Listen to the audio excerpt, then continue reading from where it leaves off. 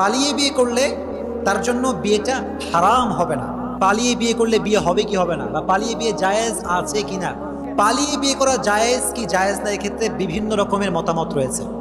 হানাফি মাযহাবের মত অনুযায়ী মেয়ে যদি অ্যাডাল্ট হয় এবং মেয়ের মাথায় যদি এই বুদ্ধি থাকে যে কে আমার জন্য ভালো কে আমার জন্য খারাপ, সে যদি পালিয়ে বিয়ে করে সেক্ষেত্রে তার বিয়েটা জায়েজ হবে, হারাম হবে না। কেন হারাম হবে না?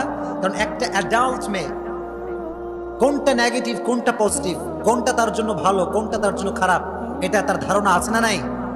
তো সেক্ষেত্রে উনি বলেছেন যে পালিয়ে বিয়ে করলে তার জন্য বিয়েটা হারাম হবে না।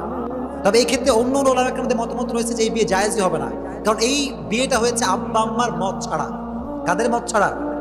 আব্বা আম্মার মত ছাড়া। এখানে ইখতিলাফের মূল ভিত্তিটা হচ্ছে আব্বা আম্মার মত নেওয়া এবং না নেওয়া।